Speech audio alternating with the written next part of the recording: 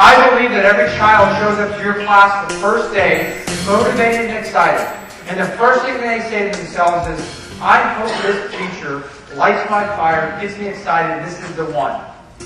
You either demotivate them to a lower level or you escalate them to a higher level. If you want to bring them up higher, do that. And guess what? I give you intrinsic praise, and as Stephen Covey says, I make emotional deposit in your bank account using this. When that other child acts up against me, that child will tell that other kid to behave. Why? Because they don't want to cut off the source of intrinsic praise that I'm getting. They don't want to hurt me. So throughout the course of the school year, I'm making deposits in every child throughout each class period. I all of a sudden become their biggest ally, their cheerleader, the person that's rooting for them on the sideline to take it to the top. Nobody wants that to stop. But if you have this attitude that children don't want to learn, children are frustrated, kids are bad, they don't care what I teach, they don't want to be here as elected, they don't get credit, then guess what? That's what you conditioned from them. It comes out subconsciously in your attitude. But if I say every child wants to learn, my job is to push, pull, coach them, I'm going to have fun with this, this is going to be an exciting, amazing class, and you're going to dream about me, and you're going to love it, then you will. Because motivation is not taught, motivation is caught. You have to be motivated to motivate another person. At the beginning of this morning, I told you that you first have to become inspired, then you become motivated, then you become enthusiastic, and then the end result is you're contagious. Without the inspiration and without the motivation and enthusiasm, you're not very contagious. Because people get inspired to rob a bank. They are motivated to go rob the bank, and they're extremely enthusiastic, bursting with energy when they run through the door with a gun in their hand. That's all going on, but they're not very contagious. And so motivation has to be coming from within. You have to become inspired to fire up the energy. There are two types of motivation. Intrinsic motivation and extrinsic motivation.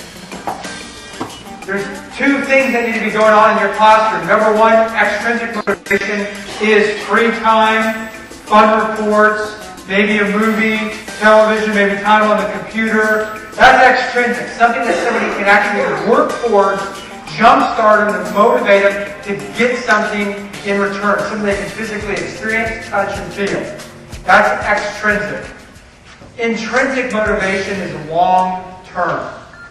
Praise, recognition, and acknowledgement. Top number one motivating factor. You want to build the self-esteem in a child? You give them full appreciation of their work. You pump them up with praise, recognition, and acknowledgement, and you will turn them into a positive individual. Every human being seeks that. No matter what profession you're in, we all want to feel appreciated. Money becomes secondary unless financial needs are not being met. Maybe they want to buy a new house and save money up for deposit, or buy a new car, or maybe they don't have money to put gas in their car. Money will be the number one motivating factor at that time. But once the finances are taken care of, praise, recognition, and acknowledgement will be the thing in the forefront of their mind. Athletes that can have millions of dollars in the bank, they're not going to 2-day practices for the money. People are like, well, I don't know how much money I do. They're not doing it. The recognition, the record, the awards, the praise they get from everybody, that's what stimulates them. You got in this profession not to become a millionaire. And if some of you did, wake up.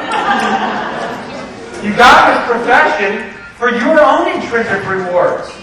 Of seeing a child, the light bulb pop up, for seeing the excitement on their face, for being able to touch their lives. That gives you intrinsic motivation. It's not for the money. So that's one thing that we have to understand. That's a misconception. Money is temporary motivation. It does not last. Here's kind of what he does every single day. I think above teaching the course content, you're to provide self-esteem for a child. Let's face it, kids come from bad environments. Dysfunctional parents don't even care. Low income, poverty of some kind, and they have rough lives. plus the peer pressure of other students, and you have the ability to give them that sense of praise, recognition, and acknowledgement. That's what you should be doing every day. We do that by using a technique called the burger technique. It's another scripting technique. This isn't praise that says, good job. This is sincere praise that lifts the motivation level up. It starts by, number one, being specific. You tell the child exactly what they did that made them so great. The second thing is you tell them how it made you feel. And then the third is you tell them the impact of their actions.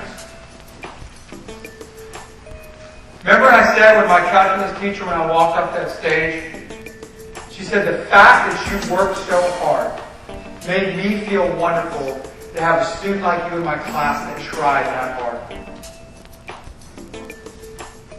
Before that she said I sucked at math. She could have left that part out. But then she followed it up by saying your dedication and your work ethic is going to make all the difference in what you do. That was my impact. I remember that. I remember that every time I'm faced with adversity. I remember what it's like she still speaks to me today. Because I linked a positive neuroassociation. She did not beat me up, she elevated my intrinsic recognition. And that's what this technique does. You should be doing this at least 15 times per day. Minimum. Not to the same student. Because you'll be like, the fact that you stapled that paper so well makes me feel wonderful that you know how to staple papers. That's going to really make you be a good office clerk someday in life. Yeah. Doesn't work. But what this forces you to do is it forces you to see the positive in everything that you do. If you look for the negative, you're going to find it. If you look for the positive, you're going to... The most rewarding time of your life is when you are working. The most rewarding time for a child is when they're at school. But if I asked you when you were at work, do you want to be there? Chances are somebody will say no. If I ask a student, hey, do you want to be here learning today? I guarantee you about 99 out of 100 will say nope. And if I said, where would you rather be? Most of you say, having free time, doing nothing, relaxing. But guess what? We also know that's the lowest point of your life. So why is it then that the lowest point of your life is when you're having free time, the most rewarding time of your life is when you're at work or when a child's at school, but no one wants to be there. They all want to be at the lowest point of their life. And the reason being is they feel like the efforts, all of their work is contributing to the goals of the school, to standardized testing, to you and all this, and not towards your own personal achievements. So you want to get away so that you can have downtime and relax and recoup. So the job for you as an educator is to align the goals of your district, of your class, of your expectation, aligned with the students' goals. And the only way for you to know that is to ask them to find out. And then you can start to set your lesson plans to contribute to those goals because you know how this is going to help them. And so you have to communicate. It's a two-way street with the child. What do you expect from me? What do you want out of my class? How can you use this information? And that's why that delegation process is so key.